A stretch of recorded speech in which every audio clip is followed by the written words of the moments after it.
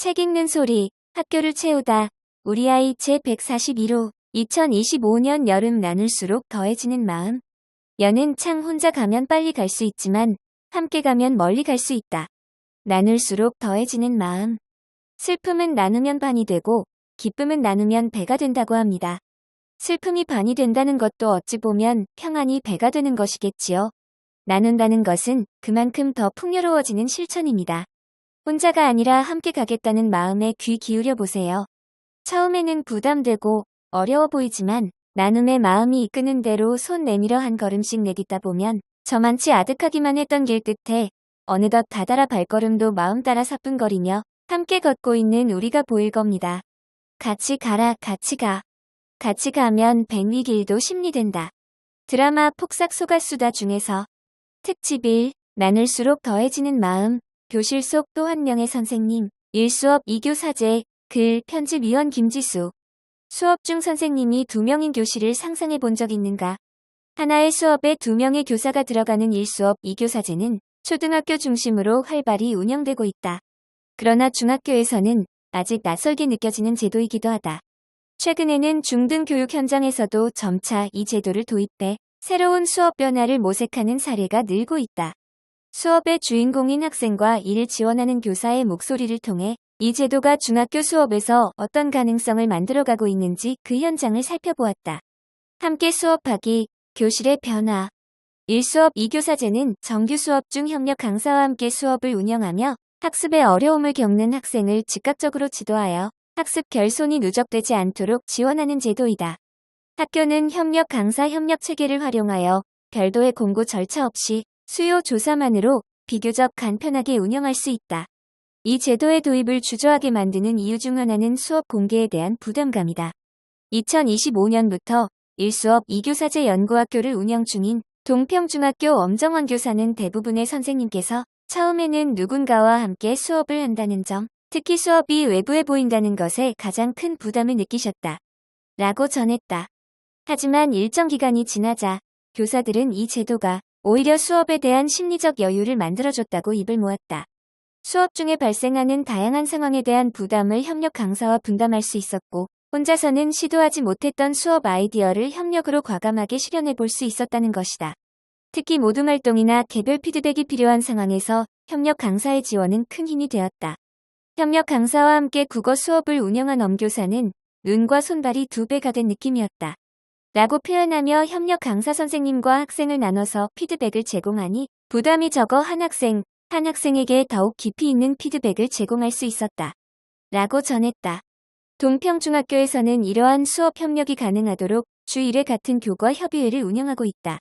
이 협의회에서는 교사와 협력 강사가 함께 수업 개선에 대해 논의하고 학생 정보를 공유하며 교사 간 상호 이해를 위한 대화를 나눈다.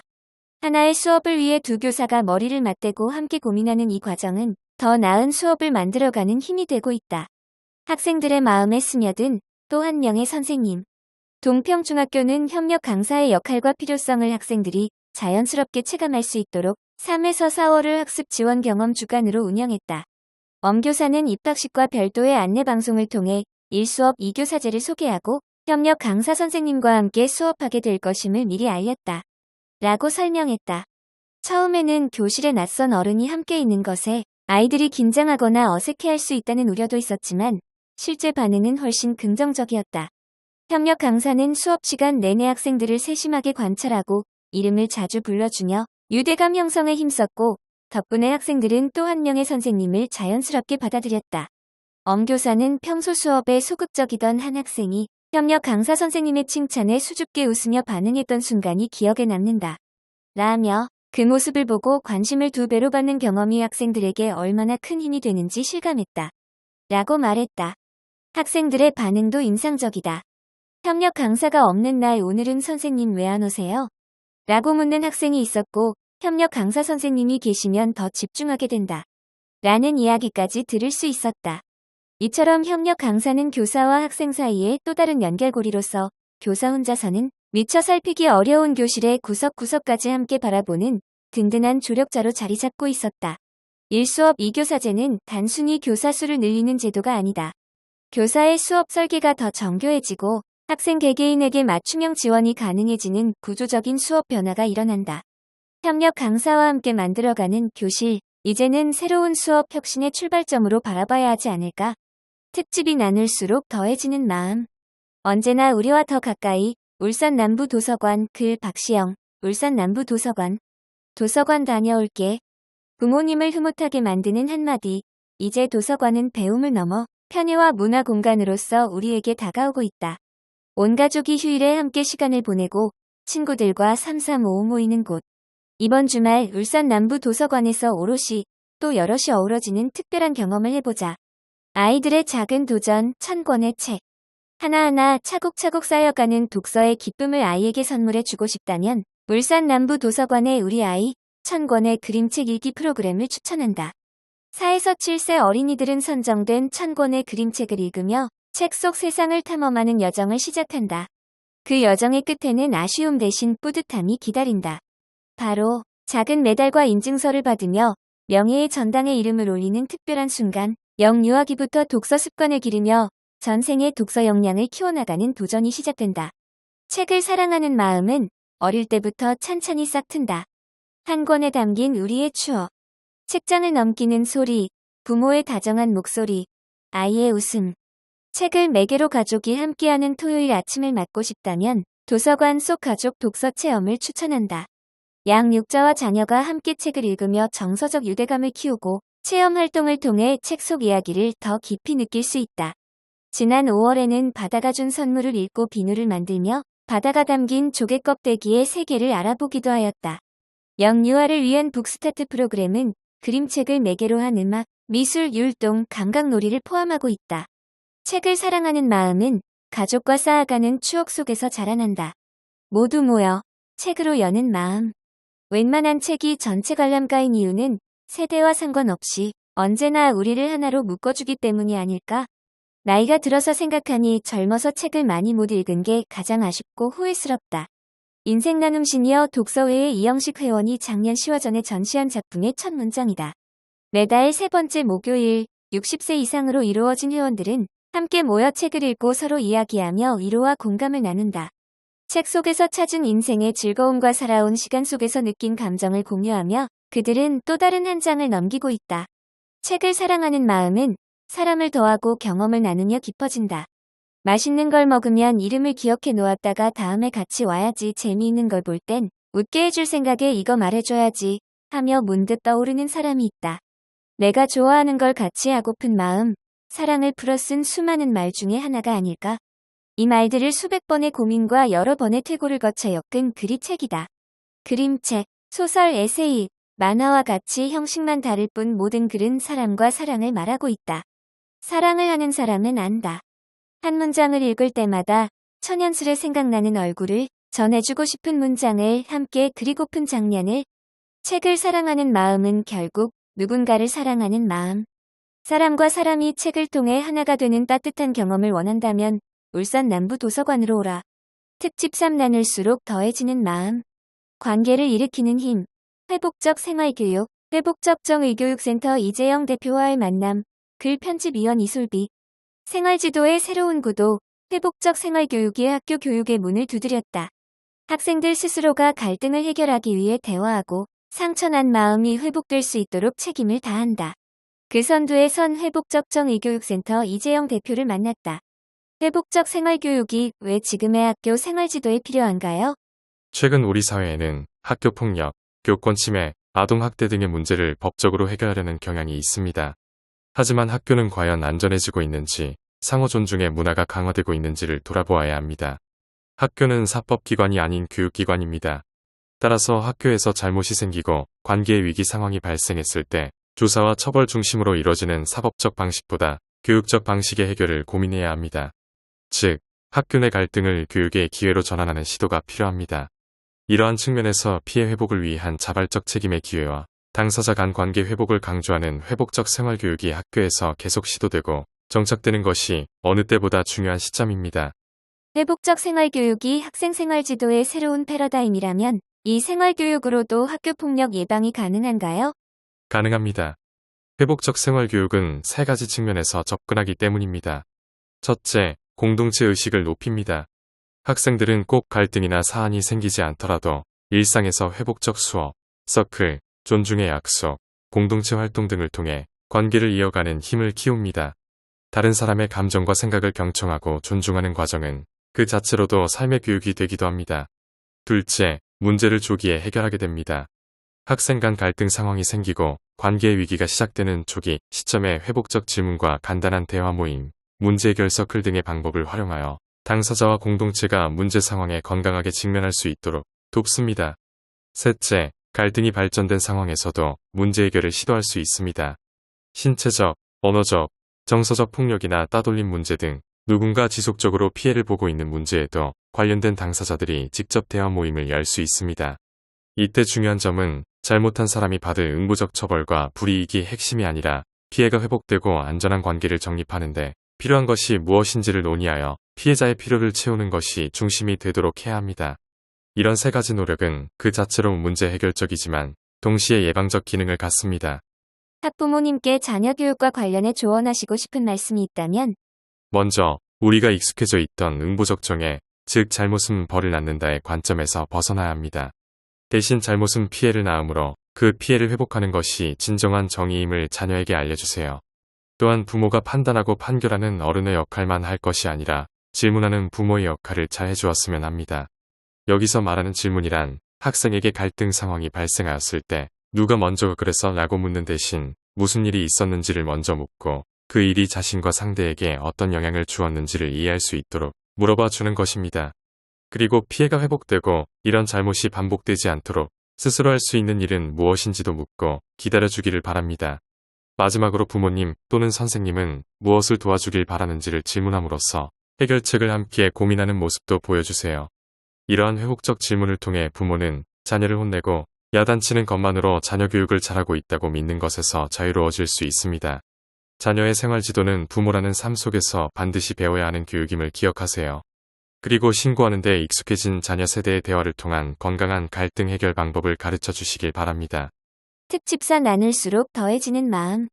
평화롭고 따뜻한 학교 공동체 회복적 학교. 글 김창일 화진중학교 교사. 둥글게 모여 앉은 학생들이 대화한다. 존중과 배려가 깃든 목소리가 울려 퍼진다.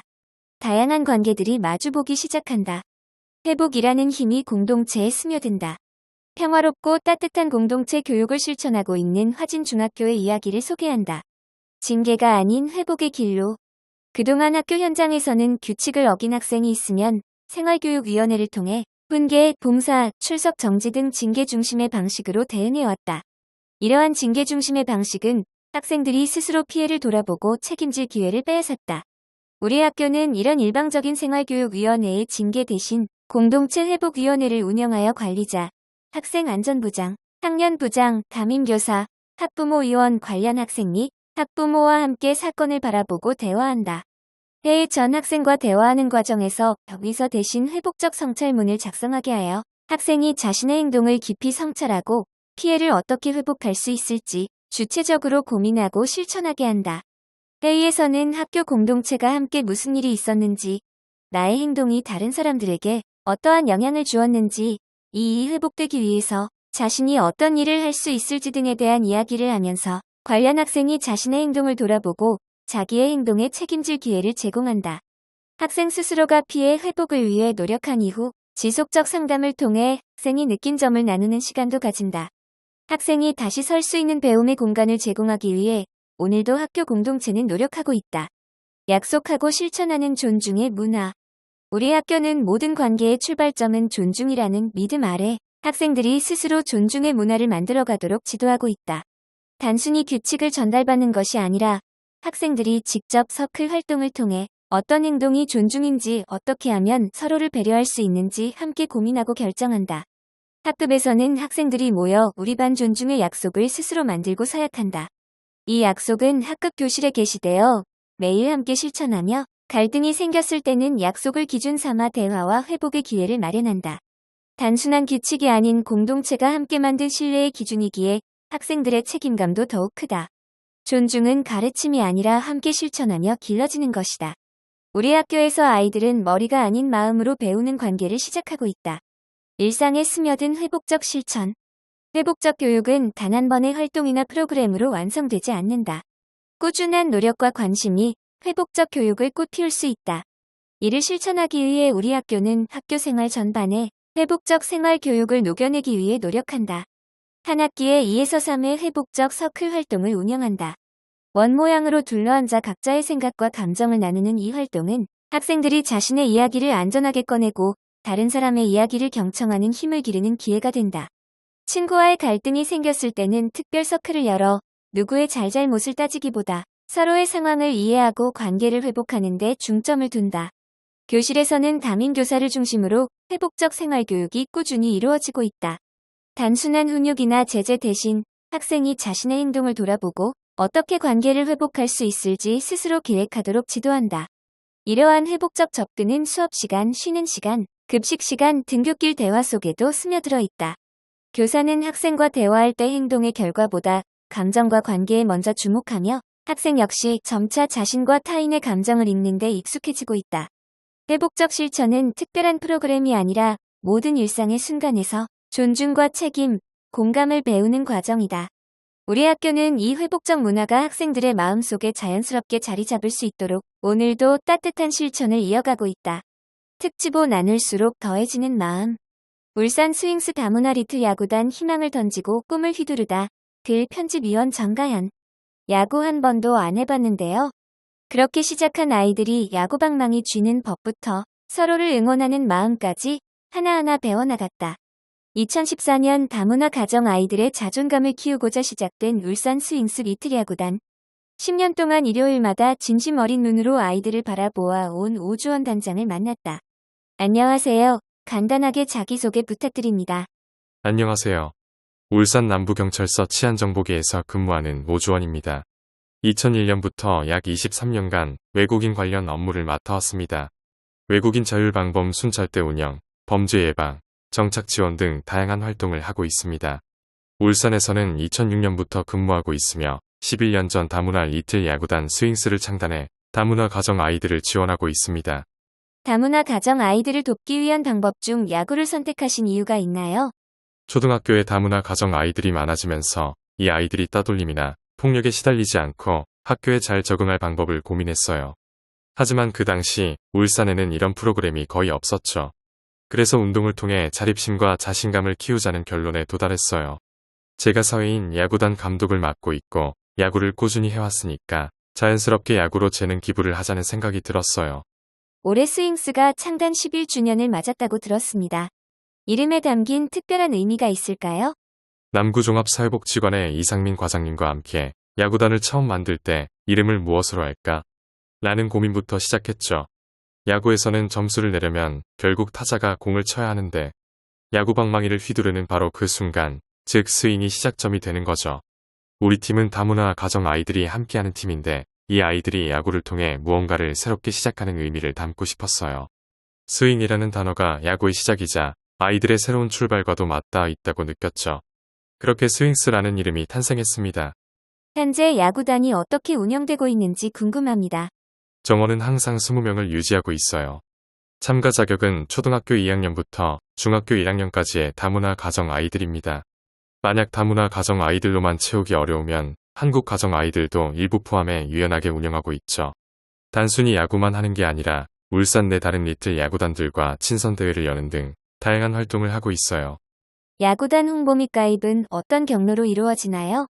스윙스를 시작한 2014년경 울산에는 국가별 커뮤니티가 잘 형성돼 있었고 저도 지도자들과 많이 알고 지내던 상황이라 창단 초기에는 커뮤니티를 중심으로 홍보했어요. 또 복지관을 통해 다문화 가정의 야구단 소식을 전하고 아이들을 모집했죠. 그때 대부분의 베트남, 중국, 동남아시아 출신 부모님들은 야구가 뭔지 잘 모르셨어요. 그냥 운동하면 좋겠지 하고 보내셨죠. 처음엔 1에서 2년 안에 이탈률이 30에서 40%에 달할 정도로 유지가 쉽지 않았어요. 하지만 지금은 홍보하지 않아도 부모님들 사이에서 입소문으로 아이들이 오고 이탈률도 낮아요. 이제는 아이들도 부모님들도 야구단의 가치를 알고 팀에 대한 신뢰가 쌓였죠. 그동안 연습할 장소가 마땅치 않아 어려움이 많으셨다고 들었습니다. 그런데 올해는 울산교육청의 도움으로 야구장을 확보하셨다고요? 이전에는 훈련장 문제를 어떻게 해결해 오셨는지 궁금합니다. 전용 야구장이 없어서 처음엔 정말 힘들었어요. 청솔초, 동평중, 산업인력공단 등 울산 전역의 운동장을 전전하며 훈련했죠. 다행히 몇 년 전 대연초 교장 선생님이 저희 취지에 공감해 주셔서 일요일 오전 2시간 동안 운동장을 쓸 수 있도록 업무 협약을 맺게 됐어요. 하지만 지금은 학교 규정상 사용료를 내야 해서 울산교육청과 아나소사이어티의 연계를 통해 후원금을 지원받고 유지하고 있는 상황입니다. 다행히 현재는 후원금을 받고 있지만 이런 구조가 언제 끊길지 모른다는 불안감이 있습니다. 예산을 운동장 대여비로 지출하면 장비나 문화활동, 운영비가 빠듯해져요. 울산엔 축구장은 많지만 야구장은 거의 없어요. 꼭 크지 않더라도 아이들이 안정적으로 활용할 수 있는 공간이 있다면 충분하다고 생각합니다. 다문화 가정 아이들을 포함해 다양한 아이들이 함께 운동할 수 있는 그런 작은 야구장이 꼭 생겼으면 좋겠어요. 야구단 활동을 통해 아이들이 무엇을 배울 수 있을까요? 다문화 가정의 특징 중 하나가 부모님이 생계를 위해 바깥일을 많이 하신다는 거예요. 그러다 보니 아이들이 집에서 정서적인 교감이나 돌봄을 받기 어려운 경우가 많아요. 그런 아이들은 눈을 잘 못 마주치고 혼자 노는데 익숙한 모습이 많죠. 하지만 야구단에 들어오고 2년쯤 지나면 눈에 띄게 달라져요. 단체 안에서의 역할에 책임을 지는 교육을 반복하면 아이들이 점점 자기 역할을 인식하고 친구들과 어울리면서 자신감도 생기고 사회성도 좋아지죠. 10년의 세월 동안 일요일마다 아이들을 지도하고 계신 점이 정말 대단하게 느껴집니다. 중간에 포기하고 싶으신 순간도 있으셨을 건데 단장님의 원동력은 무엇이었나요? 포기하고 싶었던 순간은 한 번도 없었어요. 그런 마음이 있었다면 진작에 그만뒀을 거예요. 그리고 지금도 토요일마다 사회인 야구를 할 만큼 야구는 여전히 제가 제일 좋아하는 스포츠거든요.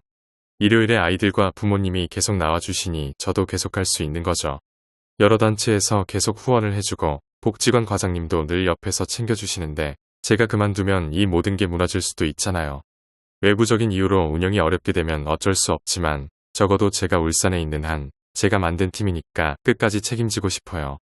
아이들한테 가장 많이 하는 애정 어린 잔소리가 있으실까요? 항상 가족이 되어라 라고 말해요.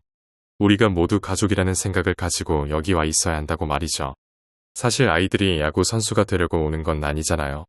스윙스 야구단 활동을 통해 다문화 가정의 아이끼리 서로 누나, 형, 동생처럼 의지할 수 있는 관계가 되었으면 해요.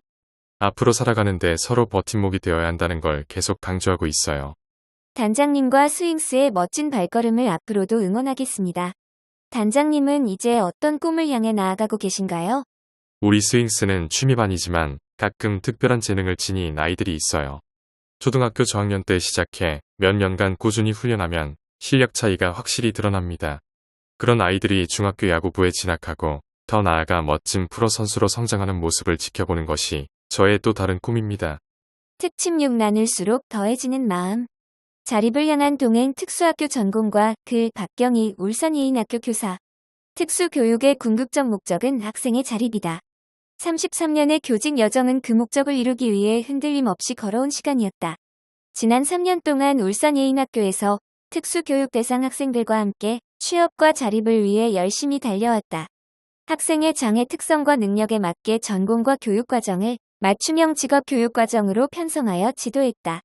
이를 성실히 이수한 학생들은 자신의 직업적 능력과 장애 특성에 맞게 취업했다. 학생들은 성공적인 사회생활을 하며 비장애인과 동등한 권리와 의무를 행사하고 있다. 안정적인 직장생활을 하는 당당한 사회인이 되어 자신의 삶을 성실히 살아가는 제자들을 보면 그동안의 어렵고 힘들었던 순간, 그리고 이를 극복하며 걸어왔던 순간이 생각나 벅차오른다. 내가 걸어온 길이 올바른 길임을 확신하고 다시 한번 나를 채찍질하게 된다. 특수학교 전공과에서는 울산의 모든 특수학교에는 전공과가 설치되어 있다. 특수교육 대상자로 고등학교를 졸업하면 전공과 입학 자격을 얻을 수 있다. 전공과는 자립반과 직업반으로 나누어져 있는데 자립반은 추첨, 직업반은 입학시험을 통해 입학할 수 있다. 울산예인학교에는 학교 기업인 희망드림이 운영되고 있다. 학생들은 오전에 자동차 부품 조립, 운동화 세탁, 세차 등의 실습을 하고 오후에는 진로와 직업 과목을 통해 태도, 예절, 대인관계 기술 등을 배우며 직장생활을 준비한다. 체육, 진로 직업 동아리, 코딩 수업도 진행한다. 또한 취업 지원 프로그램으로 교내 복지 일자리, 직무 지도, 취업 및 현장 실습을 실시한다. 2학년 과정에서는 각 학생의 능력과 상황에 맞게 업체와 연계하여 일정 기간 현장 실습을 하고 실습 결과에 맞게 이후 취업까지 연계되도록 운영하고 있다. 취업을 향한 노력. 모든 학생이 처음부터 취업에 열정을 가지지는 않는다. 취업에 관심이 없고 전공과를 졸업하면 취미생활이나 하며 살 거라고 말하던 학생이 있었다. 2학년이 되어서 같은 반 친구들이 하나둘 취업하기 시작하자 조금씩 자기도 취업하고 싶다는 욕구가 생기는 듯했다. 2학기가 되자 그 학생의 취업 욕구는 더욱 강해져서 구체적 업종까지 이야기하며 취업 의뢰를 하기 시작했다. 만나기만 하면 자리가 없냐며 확인하던 차에 마침 희망하던 바리스타 업체에 자리가 나왔다. 3주간의 지원 고용과 수습 직원의 절차를 거쳐 정식 직원으로 채용되었고 2년이 지난 지금까지도 직장 생활을 이어가고 있다. 이처럼 전공과에서는 다른 친구를 통해 취업 자극을 받기도 한다. 또 전공과에 와서 비로소 제대로 된 우정과 대인관계를 형성하는 등 교육 외에 생각지도 못한 다양한 장점이 생기기도 했다.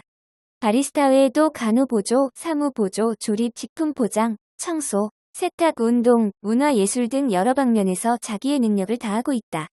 제자들의 성장을 바라보며 전공과 교육과정을 이수한 제자들은 각자 자신의 분야에서 일하며 대한민국 국민으로서 당당하게 세금을 내고 있다. 졸업 이후에도 학생들과 계속 연락을 이어가고 1년에 2에서 3회 만나 지속적인 지도를 하고 있다. 직장 생활뿐만 아니라 사람이 살아가며 지켜야 할 예의와 도리를 꾸준히 가르친다. 지금까지 특수교육 대상 학생의 자립, 그리고 행복을 위해 최선을 다해왔듯이 앞으로도 학생의 행복한 삶을 위한 밑거름과 자양분 역할을 하는 교사이기를 바란다. 얼마 남지 않은 교직 생활 동안에도 학생들이 사회에 자연스레 통합될 수 있도록 지원하는 데 열정을 아끼지 않을 것이다. 특집 7 나눌수록 더해지는 마음. 낭독의 재발견 소리내어 일기의 힘. 글 편집 이원 김현지. 세상의 아름다운 소리는 솔바람 소리, 시냇물 흐르는 소리, 산새 지저귀는 소리. 그러나 가장 아름다운 소리는 낭낭하게 글 읽는 소리여. 조선 문신 허균 1569에서 1618년. 낭독과 묵독. 지금의 독서법은 대부분 묵독이지만 옛 시대의 책을 읽고 공부를 한다는 것은 묵독이 아니라 입으로 소리를 내어서 글을 읽는 낭독이었다. 낭낭하게 목청을 돋우고 가락에 맞추어 천자문을 읽으며 하늘천 땅지검을 현 누를 황을 외치는 것이 조선시대 서당의 독서법이었다. 선비의 방에서는 글을 읽는 소리가 들려야 하는 줄 알았다. 글 읽는 소리가 얼마나 아름다웠으면 이웃집 선비의 글 읽는 소리에 반해 짝사랑한 처녀 이야기도 있다. 낭독은 묵독보다 더 많은 감각기관을 사용하여 집중력이 향상되고 뇌의 다양한 부분을 더 넓게 활성화하기 때문에 기억이 오래 지속된다는 연구 결과가 있다. 낭독은 글을 그저 소리내어 읽는 것이 아니다. 글을 눈으로 보아 의미를 받아들이고 거기에 감정을 넣어서 소리내어 읽는 것이다. 단순한 읽기와 달리 감정과 해석을 담아내는 과정이 포함되어 있다. 소리내어 읽으며 서로의 감정과 에너지를 주고받을 수 있다는 게 큰 매력으로 다가온다. 소리내어 읽기의 힘. 소리내어 읽기에 힘이 있다는 걸 알기에 학창시절 선생님은 학생에게 소리내어 읽게 하셨다. 책을 눈으로 읽는 동시에 입으로 말하고 귀로 들으면 집중력, 기억력을 강화할 뿐만 아니라 문해력, 표현력, 소통기술, 감정조절까지 우리가 미처 몰랐던 놀라운 효과를 경험할 수 있다고 한다. 30년 넘게 글을 소리 내 읽어온 성우이자 낭독 수업을 운영하기도 하는 소리내어 읽기의 힘의 저자는 자신의 목소리로 소리내 읽는 행위가 어떤 효과를 가져오는지 다양한 측면에서 주목한다. 경험을 통해 터득한 소리내어 읽기의 장점과 다양한 효과를 소개하며 초보자들도 쉽게 낭독을 시작할 수 있게 낭독의 요령을 담았다. 책을 소리내어 읽는 경험을 통해 낭독의 즐거움을 느껴보고 싶다면 우리 교육청에서 분기별로 주제에 따른 작품을 선정하여 낭독하고 나누는 책소리 마음소리 도전 읽기 행사를 추천한다. 학부모와 함께하는 낭독 도전. 어렸을 적 부모님이 동화책을 읽어주며 함께 이야기를 나눴던 기억은 부모에게나 자식에게나 아름다운 추억으로 간직된다. 울산교육청에 이러한 추억을 되살리는 프로그램이 있다. 북맘들의 낭독 도전 챌린지는 학부모 독서교육지원단이 초등학생의 독서 활동을 지원하고자 학교로 찾아가서 책을 읽어주는 프로그램이다. 2016년부터 진행된 이 프로그램은 학생들은 물론 참여하는 학부모들로부터 큰 호응을 얻으면서 해마다 확대 운영되고 있다. 올해도 학부모를 대상으로 공개 모집을 진행해 학부모 독서교육지원단 21명을 선발했다. 입체 낭독, 도서 탐구, 독서 질문법, 독후활동 등 낭독 역량과 수업 운영 능력을 강화하기 위한 연수를 마치고 6월부터 11월까지 초등학교를 직접 찾아가 다양한 독서 체험 행사를 지원할 계획이다. 소리내어 책을 읽어본 적이 언제던가. 나이를 먹을수록 소리내어 책 읽을 일이 많지 않다. 학생들에게 소리내어 읽어야 오래 기억되어 자기 글이 된다고 말하면서도 정작 교사인 필자조차도 조용히 눈으로만 책을 읽게 된다.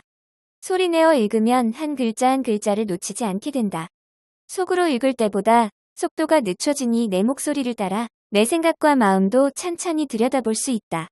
특집할 나눌수록 더해지는 마음. 같은 길을 걷는 우리, 같은 책을 읽는 우리, 함께 가는 사제 이야기. 제자편 글 이경욱, 울산 제1고등학교 교사. 살아 숨쉬는 모든 순간들이 나를 완성해가는 시간이었다는 것을 세월이 지나 인생의 종착역에 다 달았을 때 사람들은 깨닫게 된다. 결국 행복하지 않은 날은 없었다는 것을. 이승민, 어느 날 오후, 결국 행복하지 않은 날은 없었다. 경욱 선생님, 이것 좀 봐주세요.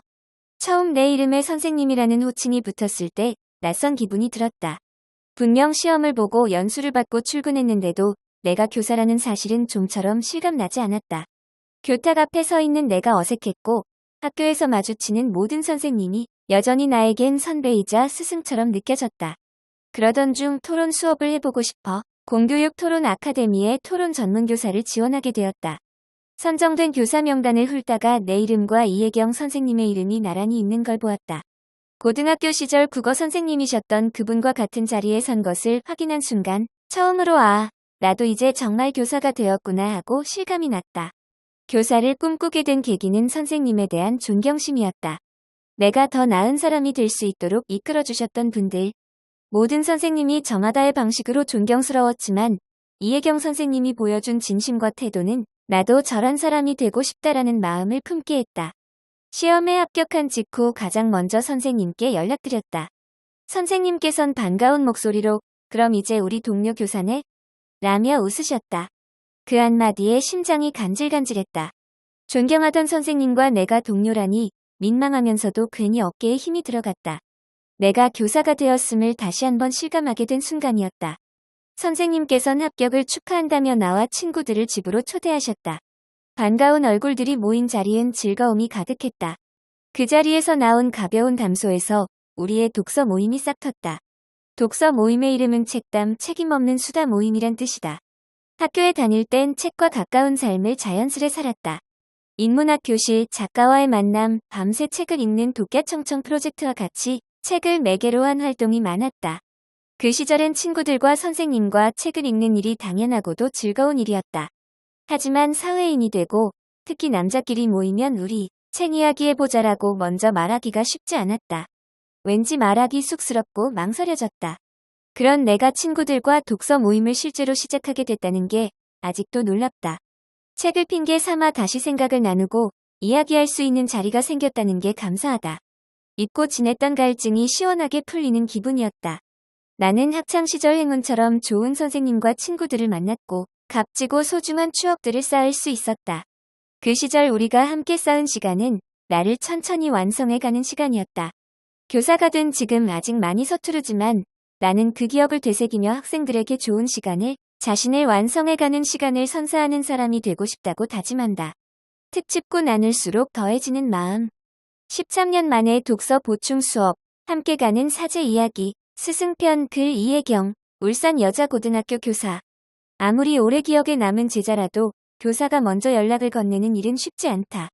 옛 스승을 잊어도 괜찮고 기억해준다면 고맙고 거기에 먼저 인사를 건네온다면 그것만으로도 참 감사하다. 그래서일까? 올해 초 신규 교사가 되었다는 소식을 직접 전해온 제자 경욱이가 유난히 고마웠다. 학창시절 젬베를 신나게 연주하던 축구와 공부, 학급 활동 무엇이든 열심히였던 경욱이가 동료 교사가 되었다니 감회가 새로웠다. 1월 말 경욱이의 합격을 축하하며 지환, 형기와 함께 우리 집에 모였다. 대화는 자연스레 학창시절로 이어졌고 당시 수업 중 썼던 시 감상문을 엮은 책 두근두근 18을 꺼내 함께 읽으며 옛 추억을 떠올렸다. 그때 지환이가 조심스럽게 말했다. 선생님, 고등학교 때 인문학 프로젝트 수업이 종종 있었는데 한 번도 못 들어서 아쉬웠어요. 나는 웃으며 답했다. 그래? 그럼 선생님이 지금이라도 보충 수업해줄까? 그렇게 우리의 독서 모임이 시작되었다. 지환이는 책임없는 수다 모임이라는 뜻으로 모임명을 책담으로 정하고 일정 조율부터 후속 활동까지 든든히 맡아주며 책담의 기둥이 되었다. 역사의 쓸모 바깥은 여름을 읽으며 우리는 고등학생 시절엔 몰랐던 서로의 삶을 조심스럽게 꺼내놓았다. 견뎌야 했던 순간들, 아직 건너지 못한 감정들, 책이 아니었다면 꺼내지 못했을 이야기를 통해 서로의 세계를 읽어나가고 있다. 책담 구성원인 현기, 지환, 석준이는 각기 다른 기업 현장에서 자신의 역할을 다하고 있고 상웅이는 음악으로 삶을 노래하는 싱어송라이터로 활동하고 있다. 이제 신규 교사가 된 경욱이와 당시 같은 학교에서 함께 근무했고 지금은 소중한 벗이 된 민정이도 이 모임에 함께하고 있다. 지금 우리는 세 번째 책 넥서스를 읽는 중이다. 얼마 전 지환이가 말했다. 선생님, 혹시 이기 때는 제 여자친구도 함께해도 될까요? 저만 성장하는 것 같아서요. 가장 가까운 사람과도 함께 나누고 싶은 마음, 그 한마디가 책담에 대한 최고의 찬사처럼 들려와 마음 깊이 감동했다. 나는 지금 13년 전 수업의 뒷이야기를 살아가고 있다. 졸업 후에도 다시 마주 앉아 함께 책을 읽고 서로의 삶을 기꺼이 경청할 수 있는 관계는 교사로서 누릴 수 있는 가장 따뜻한 보상이다. 그래서 나에게 이런 기회를 준 이 친구들에게 마음 깊이 감사한다. 언젠가 또 다른 제자가 다른 자리에서 책 이야기를 청해 온다면 나는 기꺼이 함께 책장을 펼칠 것이다. 덧붙이자면 좋은 이야기는 그것이 끝나는 순간 삶 속에서 계속되듯이 고등학교 때의 수업이 13년 뒤 독서 모임으로 그리고 지금 이 시간이 또 하나의 좋은 이야기가 되어 각자의 삶 속에서 조용히 계속되기를 바란다. 특집식 나눌수록 더해지는 마음. 그녀의 진정한 아름다움. 글 편집위원 김희은. 세상에는 많은 유명 인물이 있다. 일부는 외모와 명성으로 기억되지만 어떤 사람은 삶의 태도와 실천으로 더 깊은 울림을 남긴다. 오드리 헵번은 그런 인물이다. 그녀는 1953년 영화배우로 데뷔하며 세계적인 인기를 누렸고 로마의 휴일, 티파니에서 아침을 등 수많은 명작을 통해 대중의 사랑을 받았다. 그러나 그녀가 우리에게 울림을 주는 이유는 화려함 너머에 있는 조용하고 깊은 삶의 실천, 바로 유니세프 친선 대사로서의 헌신적인 봉사활동 때문이다. 나는 유명인으로서가 아니라 한 사람의 인간으로서 아이들을 돕고 싶었어요. 그녀의 봉사는 단지 명성을 빌려주는 형식적인 것이 아니었다. 그녀는 한 인터뷰에서 이렇게 말했다. 나는 유명인으로서가 아니라 한 사람의 인간으로서 아이들을 돕고 싶었어요. 오드리 헵번은 아프리카와 아시아, 중남미의 수많은 현장을 직접 방문했다. 에티오피아에서는 영양실조로 생명이 위태로워 의료 지원이 급한 아이가 있었다. 그녀는 즉시 의료팀과 협력해서 아이가 병원에 이송될 수 있도록 도왔다. 방글라데시의 난닌촌에서는 쓰레기 더미 속에서 주운 꽃을 자신에게 건네며 웃는 아이를 품에 안으며 감동했다. 훗날 그녀는 이 아이를 통해 인류에 대한 신념을 더 확고히 갖는 계기가 되었다고 전했다. 결장한 말기 판정을 받은 후에도 그녀는 마지막 힘을 다해 소말리아를 방문해서 봉사활동을 했다. 그녀는 기아로 고통받는 어린이들을 보며 분노와 슬픔을 감추지 못하고 전 세계에 호소했다. 전 세계 미디어와 유엔회의에서 어린이들의 권리를 대변하며 인도적 위기에 대한 국제사회의 관심을 끌었다. 사람은 자신이 받는 것만으로는 살 수 없어요. 주어야만 비로소 살아있는 거예요. 오드리 헵번의 봉사정신은 어디서 비롯된 것일까? 그 시작은 그녀의 어린 시절에 있다. 오드리 헵번은 벨기에에서 태어나 제2차 세계대전 당시 독일군 점령하에 있던 네덜란드에서 유년기를 보냈다. 그녀는 전쟁의 공포 속에서 영양실조로 인해 건강이 크게 악화되었고 고통 속에서 성장했다. 빵 한 조각을 얻기 위해 목숨을 걸어야 했다. 라는 그녀의 말은 당시 상황의 절박함을 그대로 전한다. 전쟁이 끝난 후 그녀는 유니세프로부터 음식과 의약품, 교육의 기회를 제공받으며 다시 일어설 수 있었고 이를 평생 잊지 않았다. 훗날 그녀는 1989년 유니세프의 친선대사로 임명되며 다음과 같이 말했다. 어린 시절 나는 유니세프의 도움을 받았어요. 이제는 내가 갚을 차례예요. 명성과 영향력을 의미 있게 사용하고 싶었던 삶의 철학도 그녀의 나눔 정신에 이바지했다. 사람은 자신이 받는 것만으로는 살 수 없어요. 주어야만 비로소 살아있는 거예요. 그녀의 행보를 기리고자 유니세프에서는 그녀의 이름을 딴 오드리 헵번 인도주의상을 만들고 뉴욕 유니세프 본사 앞에는 그녀의 업적과 봉사, 희생 정신을 기린 동상이 있다. 사망 직후에는 그녀의 아들과 친구들이 오드리 헵번 아동기금을 설립하여 전 세계의 아동들에게 교육과 보호의 기회를 제공하고 있다. 여전히 그녀의 인도주의적 정신을 계승하여 활동한다. 아름다운 입술을 갖고 싶다면 친절한 말을 하세요. 오드리 헵번의 삶은 단지 개인적인 감동의 차원을 넘어서 우리에게 중요한 교훈을 남긴다. 첫째, 나눔은 크기보다 진심이 중요하다. 그녀는 현장을 직접 찾아가 아이들과 눈을 맞추고 이야기를 듣고 손을 잡았다. 거창한 기부보다 사람의 마음을 나누는 일이 더 중요하다. 둘째, 진정한 아름다움은 외모가 아니라 마음에서 나온다. 그녀는 노년에 이렇게 말했다. 아름다운 입술을 갖고 싶다면 친절한 말을 하세요. 아름다운 눈을 갖고 싶다면 사람들의 좋은 점을 보세요. 이 말은 그녀가 평생 믿고 실천한 가치관을 잘 드러낸다. 셋째, 나눔과 봉사는 여유로울 때만 할 수 있는 것이 아니다. 그녀는 봉사를 특별한 사람만이 하는 것이 아니라 사람이기에 해야 하는 삶의 일부라고 생각했다. 우리는 종종 여유가 있을 때 성공한 다음에 봉사하겠다고 말하지만 오드리 헵번은 말기암 진단을 받고서도 현장을 찾았다. 그녀에게 나눔은 여유로운 조건이 아니라 삶의 가장 본질적인 태도였다. 그녀는 많은 사람들의 마음속에 영원한 여신으로 남아있다. 그러나 그녀가 진정으로 아름다웠던 순간은 영화 속이 아니라 고통받는 아이들의 손을 잡고 함께 울던 그 자리에서였다. 그녀의 삶은 우리에게 묻고 있다. 진정한 아름다움이란 무엇인가? 그리고 우리는 그것을 어떻게 실천하고 있는가? 작은 학교, 온 마을이 우리 배움터 삼동초등학교. 글 편집위원 위수연. 한 아이를 키우려면 온 마을이 필요하다라는 말이 있다. 그리고 여기 그것을 온전히 실천하는 작은 학교가 있다. 마을이 교실이 되고 이웃이 선생님이 되는 정겹고 따뜻한 학교, 울주군 삼동면 하잠리에 자리한 삼동초등학교를 찾았다. 삼동초등학교는 개교 98주년을 맞이하는 유서 깊은 학교로 오랜 역사 속에서 끊임없이 성장하며 특색 있는 교육과정을 발전시켜왔다. 학생 수 감소로 어려움을 겪었던 지난 2017년 학생 유치를 위해 학교와 마을이 머리를 맞대고 새로운 길을 모색하였다. 이에 2018년 서로나눔 예비학교를 거쳐 2019년부터 서로나눔학교를 운영하면서 올해로 7년째 교육혁신의 길을 이어가고 있다. 교육혁신의 중심에는 학생, 보호자, 교사가 함께 교육과정을 고민하고 수업 일정을 결정하는 삼동 다모임이 있다. 연중 전교생 다모임을 열어 학생의 목소리를 실제 교육 활동으로 구체화하며 교육 공동체 다모임을 통해 교사와 보호자는 학생의 배움에 동행하는 가장 든든한 조력자로서 손을 맞잡는다. 이러한 유기적인 협력은 고유의 마을 교육과정을 보다 풍성하게 만들어주었고 이제는 입소문을 타고 멀리서도 찾아오는 학교로 거듭나게 하였다. 마을 교육과정은 사계절과 함께 흘러간다.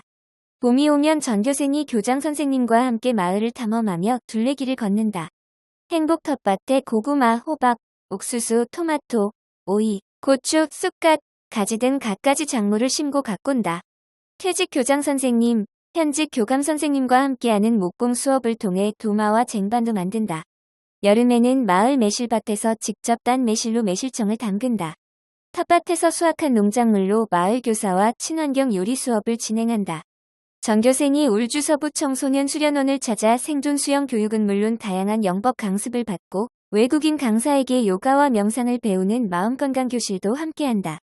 가을이면 마을 교육과정에 꽂힌 온종일 학교 공개의 날이 열린다.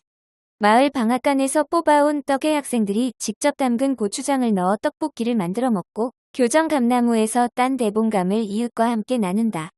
학생, 교사, 보호자, 그리고 마을 주민이 한데 어울려 작은 운동회도 즐긴다. 겨울에도 배움은 멈추지 않는다. 가을에 심어둔 배추와 물을 수확하며 한 해의 마무리를 손끝으로 느낀다. 그리고 1에서 2학년은 스케이트를, 3에서 6학년은 스키를 배우는 겨울학교를 매년 운영한다. 덕분에 6학년이 되면 제법 수준급의 실력을 자랑한다. 이 밖에도 학교 근처에 상점이 없어 아쉬워하는 학생들을 위해 계절마다 열리는 학부모의 주간 번개 매점은 학생들이 손꼽아 기다리는 인기 만점 행사다. 이처럼 다채로운 마을 교육과정의 바탕에는 작은 학교만이 누릴 수 있는 살뜰한 보살핌과 끈끈한 유대감이 자리한다. 유치원 포함 7학급 전교생 44명인 삼동초에서는 모든 학생이 주인공이 된다. 교사들은 전교생 한 명 한 명의 이름과 성격을 기억하며 개인별 속도와 방향에 맞춘 세심한 교육을 실천한다. 학생들은 학년 구분 없이 서로를 돌보고 의지하면서 자연스럽게 존중과 공동체 의식을 쌓아간다. 입학식 날 선배들이 신입생의 손을 꼭 잡고 레드카펫을 함께 걸어오며 교장 선생님은 신입생 각자의 눈높이에 맞게 허리를 굽힌 채 입학 증서를 낭독하고 건넨다. 이 작은 전통 하나에도 학교의 따스한 분위기가 고스란히 스며 있다. 삼동초등학교에서는 누구나 선생님이 되고 어디라도 교실이 되는 마법 같은 하루하루가 펼쳐진다. 작은 학교가 지닌 이토록 넉넉한 배움의 품 안에서 학생들은 크고 깊은 삶의 가치를 체득하며 제 빛깔대로 여물어가고 있다. 천천히 그러나 단단하게 지속 가능한 미래 지구를 위한 작지만 소중한 걸음 기후행동 실천단. 현재 남은 시간 5년 6개월. 이는 산업화 이전 대비 지구의 평균 기온이 1.5도씨 상승하기까지 남은 시간을 의미한다. 최근 전 세계 곳곳에서 발생한 산불, 한파와 폭설, 폭염은 이제 시간이 얼마 남지 않았음을 경고하고 있다. 과연 우리는 여전히 이 문제가 나와는 무관하다고 말할 수 있을까? 이제는 기후 위기를 극복하기 위해 우리 모두가 일상에서 실천할 수 있는 방법을 찾아야 할 때이다. 그런 의미에서 학생, 교사, 가족이 함께 참여하여 기후 위기 대응의 공감대를 만들고 지구온도 1.5도씨 낮추기 100일 실천에 나서고 있는 울산 기후행동 실천단을 소개한다. 나부터 시작하는 변화, 학생 실천단. 학생 실천단은 초등학교 5에서 6학년과 중고등학생 약 100명으로 구성되어 팀별로 기후 위기 대응 과제를 선정하고 실천 계획을 세워 연중 다양한 활동을 이어간다. 지난해에는 바다팀 학생들이 씨앗과 흙으로 만든 시드밤을 통해 기록한 땅을 조성하고 그 과정에서 씨앗은 작은 동물들의 먹이가 되거나 꽃을 피워 꿀벌에게 도움을 주는 생태순환을 실천했다. 또한 한 학생은 아침 등굣길 캠페인에서 직접 만든 포스터를 들고 친구들과 함께 환경보호의 중요성을 알리는 등 의미 있는 실천을 보여주었다. 이외에도 실천단은 환경도서를 읽고 다회용품을 사용하며 공개 토론회에 참가해 기후위기 대응 방안을 함께 고민하는 등 다양한 활동을 펼쳤다. 가족이 함께하는 작은 움직임, 가족 실천단.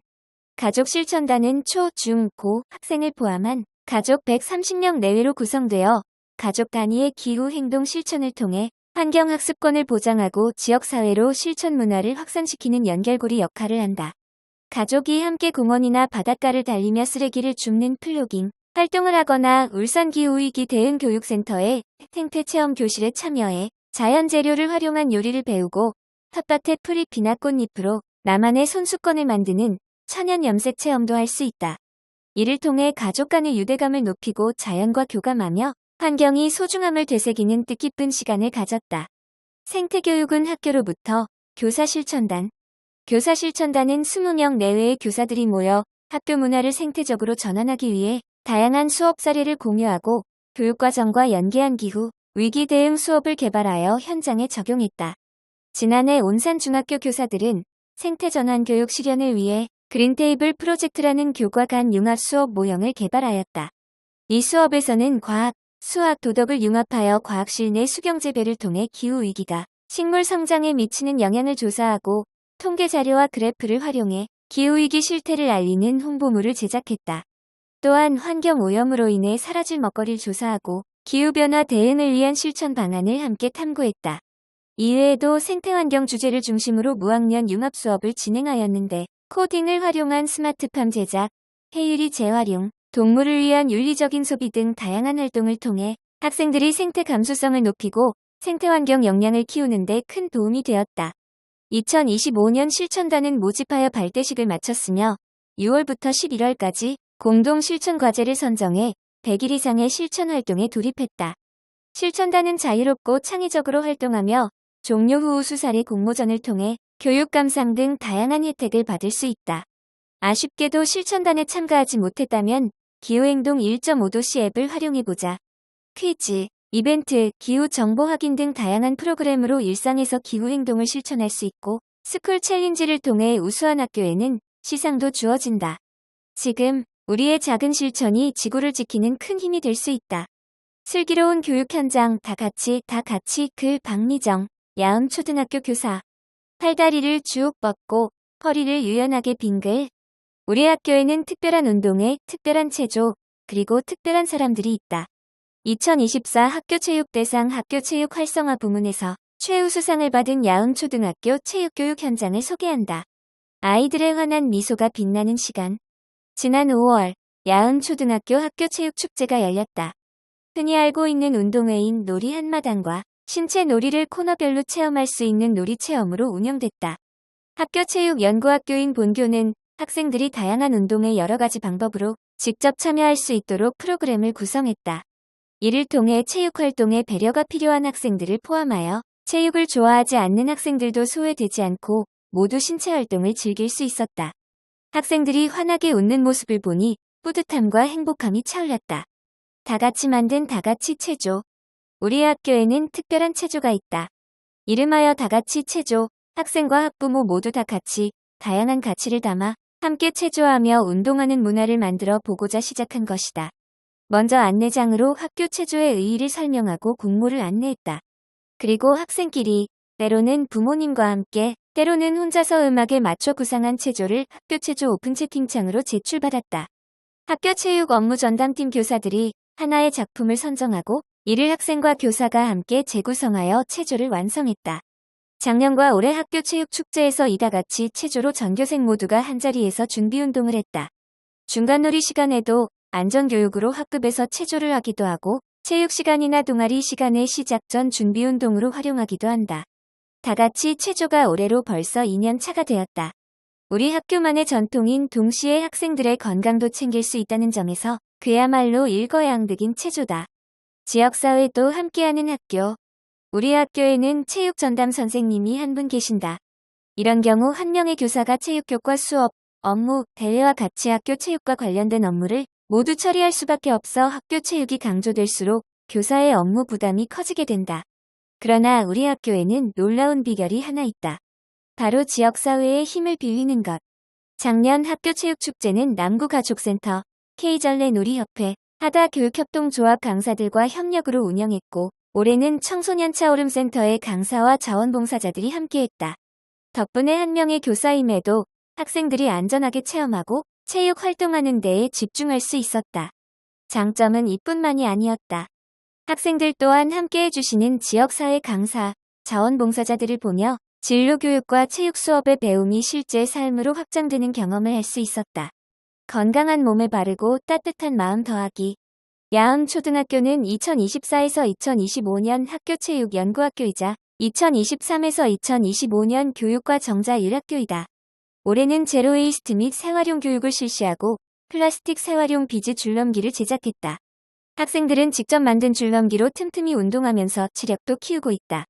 여기서 그치지 않고 지난 5월에는 인근 지역 아동센터 2곳의 학생들이 제작한 재활용 비즈 줄넘기를 기부하며 이웃과 함께 운동하는 문화와 생태환경 교육을 실천하는 태도를 만들어가고 있다. 건강한 몸에 건강한 정신이 깃든다는 말이 있다. 또한 학생들의 신체활동과 같은 움직임은 뇌 기능까지 향상한다고 하니 학교 체육으로 건강한 몸과 바른 인성을 함양하는 것은 초등학교에서 할 수 있는 최고의 교육일 것이다. 체육교육으로 시작해 환경을 생각하는 마음과 이웃을 배려하는 따뜻한 마음마저 길러내는 것. 결코 불가능한 일이 아니다. 우리 학생들이 여름에 푸르른 나무처럼 튼튼하고 아름답게 자라나길 바란다. 상식 톡톡, 아름답고 아름다운 여름 건강하게 나기. 글 편집위원 이하늘. 떼약볕 아래서 드러나는 여름만의 아름다움이 있다. 매력적인 여름 날씨는 황홀하지만 이글거리는 도로의 열기와 더운 공기로 가득한 한여름을 떠올려보면 생각만으로도 숨이 턱 막힌다. 무더위는 무방비 상태에 있는 우리를 공격할 수 있다. 여름 더위에 지지 않고 이겨내기 위해서는 어떤 준비를 해야 할까? 탈수 예방 순수한 물 많이 마시기. 여름은 다른 계절보다 땀을 많이 흘리기 때문에 수분 섭취에 더욱 신경 써야 한다. 그렇다고 해서 물보다 이온 음료가 더 좋다고 생각한다면 주목하길 바란다. 이온 음료 한 캔당 평균 120mg 정도의 많은 나트륨이 함유되어 평상시 음료 대용으로 마시기에는 바람직하지 못하다. 이온 음료는 격한 운동으로 땀을 많이 흘리거나 높은 기온에서 오래 야외 활동 중이거나 야외 작업으로 일시적 탈수가 심하거나 염분이 부족할 때 도움이 된다. 일상적인 상황에서는 이온 음료보다 물이 수분 충전에 훨씬 좋다. 하루 물 섭취량은 1.5리터에서 2리터가 적절하고 한꺼번에 많이 마시는 것보다는 조금씩 나눠서 마시는 것이 좋으므로 휴대용 물통을 들고 다니며 틈틈이 수분을 보충하자. 다만 너무 차가운 물을 자주 마시는 것은 복통을 유발할 수 있으니 주의하도록 한다. 온열 질환 예방 즐길 수 없으면 피하기. 폭염의 이열치열은 정답이 아니다. 열에 장시간 노출될 때 두통, 어지러움, 근육경련, 피로감, 의식 저하 등의 온열 질환 증상이 나타날 수 있다. 흔히 더위 먹었다고 표현하는 온열 질환을 예방하기 위해서 가장 더운 시간대에는 야외 활동이나 작업을 자제하고 시원한 장소에서 쉬는 것이 좋다. 주변의 그늘막이나 무더위 쉼터를 적극 이용하여 평소 체온을 잘 조절하자. 무더위 쉼터는 가까운 행정복지센터, 금융기관, 경로당, 복지회관 등 냉방시설이 갖추어진 시설이다. 국민재난안전포털 사이트에 접속하면 전국 무더위 쉼터의 위치를 알 수 있다. 또한 외출 시 선글라스와 책 넓은 모자를 준비하고 밝고 헐렁한 옷을 착용하는 것이 도움된다. 온열 질환 증상이 느껴질 때는 충분히 수분을 섭취하고 시원한 장소로 이동하여 차가운 수건을 사용해 체온을 낮춘다. 이렇게 해도 증상이 지속될 때는 병원으로 가는 것이 좋다. 냉방병 예방 냉정과 열정 사이의 실내 온도를 유지하기. 주로 건물 안에서 생활하는 사람들은 더운 여름에도 냉방으로 인한 고통을 호소한다. 특히 밀폐된 공간에서 냉방이 지속될 때 가벼운 감기, 몸살, 권태감, 두통, 복통과 같은 증상이 나타난다. 냉방병은 어떤 질병을 가리키는 용어라기보다는 유사한 증상을 보이는 여러 질환을 총칭하는 증후군의 일종이라고 할 수 있다. 냉방병 예방을 위해서 우선 냉방기의 청결을 점검하자. 오염된 냉방기 필터는 알레르기 반응이나 호흡기 자극을 유발할 수 있으니 에어컨은 항상 청결하게 유지하자. 냉방기를 작동할 때는 2에서 3시간마다 5분 이상 환기해 실내에서 발생한 화학성분을 외부로 보내고 실내 환경을 개선하는 것이 좋다. 여름철 실내 온도는 바깥 온도와 5도씨 정도 차이가 적절하니 과도한 냉방기 가동은 피해야 한다. 추위에 약한 사람은 긴 소매 덧옷을 챙겨 체온을 유지할 수 있도록 하자. 또한 바깥 공기를 자주 쐬는 것도 냉방병 예방에 도움이 된다. 식중독 예방 올바른 음식 보관과 손 씻기. 식중독균은 35에서 36도씨 내외에서 번식 속도가 가장 빨라서 여름철 세균성 식중독의 위험이 크다. 따라서 더운 날 상온에 꺼내둔 음식은 될 수 있는 대로만 먹는 것이 좋다. 최근에는 이런 세균성 식중독보다는 바이러스성 식중독이 상대적으로 증가하고 있다. 이를 예방하기 위해서는 손을 자주 제대로 씻는 것이 중요하다.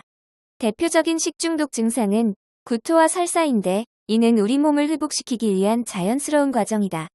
구토는 위장 내 독소를 체외로 배출하는 반응이며 설사는 장 내 독소를 씻어내는 반응이므로 지사제를 함부로 사용하면 장 속에 있는 독소나 세균의 배출이 늦어 오히려 회복이 지연될 수 있다.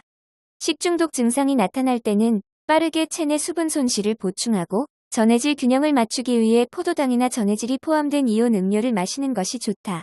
증상이 줄면 미음이나 쌀죽 등 기름기가 없는 음식부터 섭취하고 만약 탈수나 구토가 심해 물을 마실 수 없거나 탈변이나 발열이 심하면 반드시 병원에 방문해야 한다. 더위로 인해 지치고 늘어지기 쉬운 계절. 느려진 속도에 조급해하기보다 한 박자 여유를 가지고 여름이란 삶의 쉼표를 재충전의 기회로 삼으면 어떨까? 여름철 우리를 힘들게 하는 증상은 몸이 허약할 때 쉽게 찾아오므로 가벼운 운동, 규칙적인 식사, 그리고 충분한 수면으로 건강을 관리하며 안전한 여름이 되길 바란다. 인물 탐구, 나눔의 씨앗을 뿌려 사랑의 꽃을 피우다. 남성 김장아, 글 편집위원 최상국.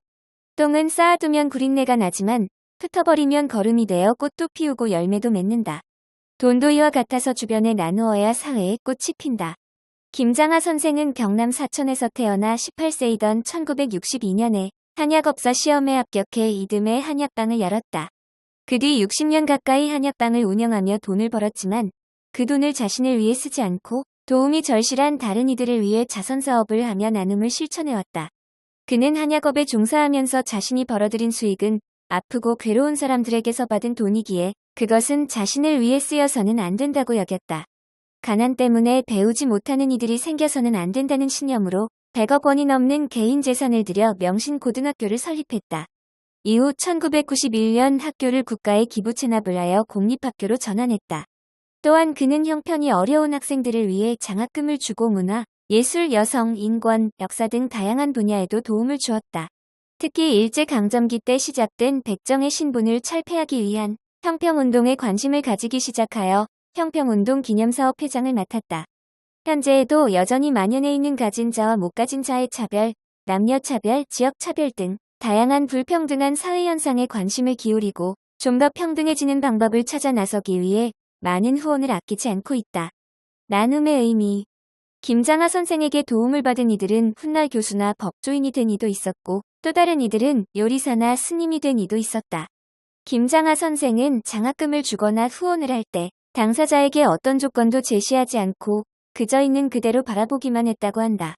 그래서인지 도움을 받은 이들은 한결같이 선생에게서 부담을 느끼지 않았고 오히려 시간이 지날수록 그의 순수한 선행과 진심에 감동을 받았다. 전 헌법재판관 문영배 판사가 김장하 선생의 장학생이었고 지난날 은덕에 감사의 인사를 하려고 하자 그는 이렇게 말했다고 한다. 나에게 고마워할 필요는 없다. 나는 이 사회에 있는 것을 너에게 주었을 뿐이니 갚으려거든 내가 아닌 이 사회에 갚아라. 왜 우리가 다른 이들에게 나눔을 실천해야 하는지 그 이유가 여기에 있는 듯하다. 우리는 혼자서 살아갈 수 없고 지금 자신이 누리고 있는 모든 것들은 함께 사회를 살아가고 있는 다른 사람들의 도움 덕분이다. 그래서 김장하 선생은 자신이 가진 것이 소중할수록 그것을 제공해준 사회에 감사해야 하며 비록 작은 것이라도 다른 이들과 나누는 마음이 중요하다는 가르침을 전하고 있다. 평범한 아름다움. 김장하 선생은 일상에 자주 걸어다니는 길가에서 흔히 볼 수 있는 풀과 같다.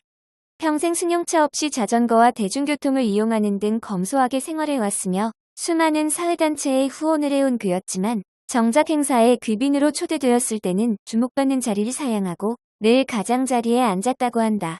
우리 사회는 평범한 사람들이 지탱하고 있는 거다. 라고 말한 것처럼 그는 평범한 이들의 꿈과 희망을 위해 가장 평범한 모습으로 묵묵히 그들을 응원해왔고 우리 사회를 한층 밝게 만들었다. 무심코 지나치는 풀이라서 매 순간 돋보이지는 않겠지만 소복이 모인 풀들이 아름다운 정원이 되고 숲이 되기도 한다. 나눔은 거창하거나 화려하지 않다. 오히려 소박하고 담백할수록 그 향기가 진하고 오래간다. 그래서 나눔은 돈이 많은 부자만 할 수 있는 것도 아니고 위세가 높고 명망이 있는 사람만이 하는 것도 아니다. 사회를 구성하는 대다수의 평범한 사람들이 작은 나눔이라도 실천해 갈 때 세상은 아름다워진다. 김장하 선생의 마음을 본받아 나눔의 의미를 되새기고 작은 실천을 해보는 것은 어떨까? 인문학 산책, 오케스트라의 매력의 퐁, 땅, 글, 편집위원 김희은.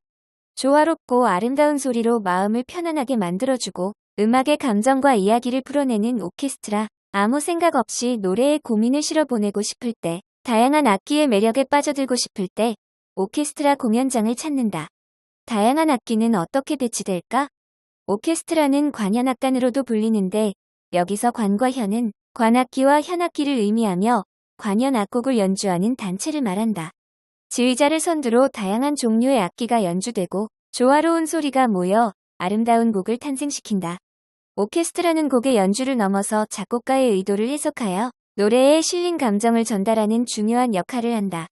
오케스트라의 악기는 음향의 균형과 시각적 명료성, 연주자 간의 소통을 고려하여 배치된다. 기본적으로 현악기, 목관악기, 금관악기, 타악기로 구성되며 이 중 현악기는 가장 많은 인원이 연주하는 악기이자 오케스트라의 중심이라 할 수 있다. 지휘자는 무대 중앙에 위치하여 모든 연주자를 지휘하고 지휘자의 바로 앞에는 현악기가 배치된다. 현악기 뒤에는 목관악기가, 목관악기 뒤에는 금관악기가, 금관악기 뒤에는 타악기가 위치한다. 지휘자와 연주자를 연결하는 리더는 오케스트라 연주가 시작하기 전 모든 연주자가 입장을 하고 누군가가 홀로 들어와서 악기 조율을 지시한다. 지휘자일까? 아니다. 제일 바이올린 부분의 첫 자리에 앉은 연주자, 즉 악장이다. 악장은 바이올린 연주자이며 지휘자처럼 모든 악기의 악보가 합쳐진 총보를 읽고 전체 악기 소리의 균형을 조율한다. 공연 직전에 목관악기인 오보에가 기준음을 내면 악장이 일어서서 제일 먼저 그 음에 맞춰 조율하고 모든 단원들이 이에 맞춰 조율한다. 오보에는 기온과 습도의 영향을 덜 받는 악기로 안정적인 음을 낼 수 있어서 기준음을 내기에 적합하다. 이뿐만 아니라 악장은 여러 의사결정을 하는데 큰 역할을 한다. 현악기 연주자들이 활을 아래로 내릴지 위로 올릴지를 결정하기도 하고 지휘자가 무대에 입장할 때 단원들이 자리에서 일어날지 말지도 결정한다. 총연습 때도 단원들의 의견을 지휘자에게 전달하거나 조율한다. 악장은 지휘자를 제외하고 무대 뒤에 개인 대기실을 사용할 수 있는 유일한 사람이기도 하다. 청소년 오케스트라가 있다고? 오케스트라는 규모와 구성에 따라 다양한 종류로 나눌 수 있다. 가장 일반적인 형태로 교향곡을 연주하는 심포니 오케스트라, 이보다 소규모로 편성되어 작은 공연장에서 연주하는 챔버 오케스트라, 발레나 오페라 등의 무대 작품 공연에서 연주하는 오페라 오케스트라, 청소년이 주축이 되는 청소년 오케스트라가 있다. 오케스트라는 단순한 악기의 집합체를 넘어 각 악기의 고유한 음색과 특성이 조화롭게 결합해 하나의 음악적 목표를 이루어 나가며 예술의 아름다움을 선사한다. 이 과정에서 예술의 아름다움은 혼자보다는 여럿일 때 더욱 커진다. 오케스트라는 청소년에게 이러한 능력을 발전시킬 수 있는 좋은 경험을 제공한다. 소통하고 협력해서 모두가 하나의 목표를 향해 나아가는 과정은 세상을 이해하는 폭을 넓히는 데 도움이 되기 때문이다. 등굣길 음악회를 개최한 남해중학교를 찾아 오케스트라를 맡고 계신 한영미 선생님의 이야기를 들어보았다. 남해중학교 청소년 오케스트라는 어떻게 탄생했나요? 남해중학교 청소년 오케스트라는 2019년도에 제가 남해중학교에 발령을 받은 해에 창단하였습니다. 음악 수업 시간에 음악에 재능이 있는 학생들을 찾아내어 오케스트라, 합창부, 피아노, 기타, 밴드부를 직접 만들어서 예술 동아리가 활성화되었습니다. 하지만 코로나를 거치면서 합창부, 피아노, 기타부 등은 없어지고 현재는 오케스트라와 밴드부 활동만 하고 있습니다. 그동안은 지원금 없이 활동하여 부족한 부분이 많았으나 2023년부터 지원금을 받아 운영하고 있습니다. 아이들이 학교에서 전교생을 대상으로 연주한 경험이 있나요? 네, 2019년부터 학교 안팎에서 연 2회에서 5회 정도 연주하고 있습니다. 입학식과 졸업식과 같은 작은 음악회, 축제, 중등학생 학예대회, 울산 교육문화예술제 등에서 연주회를 매년 기획하여 연주하고 있습니다. 오케스트라는 다양한 악기들이 모여 연주하는 특성상 아이들이 함께 연습하는 과정에서 어려움도 있었을 것 같습니다. 혹시 있었다면 어떤 어려움이 있었고 아이들이 이를 어떻게 이겨냈나요? 다양한 악기들이 모여서 연주되는 만큼 여러 가지 일들이 발생하지만 그것은 지극히 당연한 현상입니다. 이러한 일들을 긍정적으로 받아들이는 과정에서 다양한 소리가 아름답게 만들어지고 학생들은 성취감을 체득할 수 있었던 것 같습니다. 올해는 76명의 학생이 활동하고 있는데 70%가 모두 악기를 처음 접하는 학생들이어서 연습 시간과 그에 반한 노력이 많이 필요했습니다. 해마다 악보를 터득하며 악기를 배우면서 곡을 연주하고 합주하는 과정이 무대에서 연주할 때 성취감을 줍니다. 이러한 일련의 과정이 학생들이 앞으로 살아가는 삶의 태도에 큰 도움이 되리라 생각합니다. 오케스트라를 이끌어 가시면서 특별히 마음이 뭉클했던 적이나 아이들로부터 힘을 얻었던 경험이 있으신가요? 2020년 코로나로 인해 오케스트라 활동이 축소되었지만 전염병으로 두려움을 안고 등교하는 학생들에게 아침 등굣길 음악회로 용기를 주었던 때가 기억에 남습니다. 2023년에 처음 지원금을 받고 금관악기와 타악기를 갖추어 오케스트라 구성을 조금씩 채워가면서 중등학생 학예대회에 출전하여 실내악과 타악기 두 부문에서 최우수상을 받게 된 것도 기억에 남습니다. 그 이후로도 활동을 계속하면서 아이들과 서로를 격려하며 응원하고 있습니다. 마지막으로 아이들이 오케스트라를 통해 배우게 되는 교육적 가치에는 무엇이 있을까요? 어려움이 있어도 포기하지 않고 끈기 있게 노력한다면 성취할 수 있다는 자신감을 얻고 삶을 대하는 자세를 배울 수 있습니다. 또한 다양한 악기를 연주하는 친구들과 소통하며 함께 연주하는 경험이 아이들에게 협업의 중요성을 알려주기도 합니다. 음악의 조화로운 아름다움을 실제로 느끼며 학업 스트레스를 해소하고 음악으로 다양한 감정을 표현하는 기회를 배울 수도 있습니다.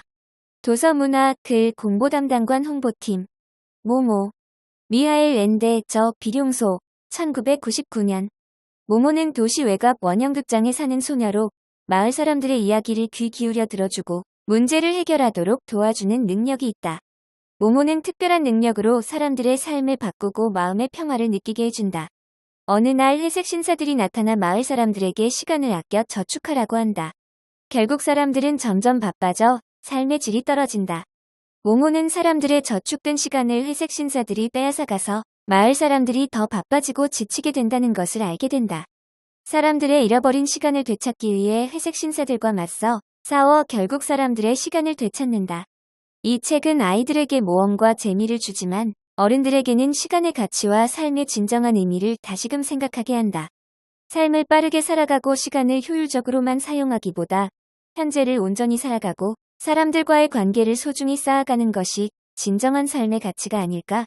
연금술사 파울로 코엘료 문학동네 2001년 평화롭게 양치기를 하며 물과 풀을 찾아주던 산티아고는 더 넓은 세상을 경험하고 싶어한다. 산티아고는 피라미드 근처에 숨겨진 보물이 있다는 꿈을 반복해서 꾸고 여행을 떠난다. 그는 여행 중에 상인, 예언자, 연금술사 등 다양한 사람을 만나며 각기 다른 교훈을 얻는다.